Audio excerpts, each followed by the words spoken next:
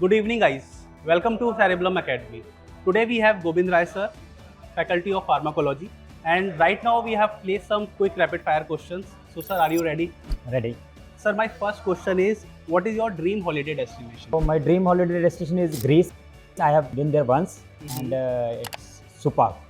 So there are mountains on one side and the sea on other side. That's superb. Sir, what was your first salary?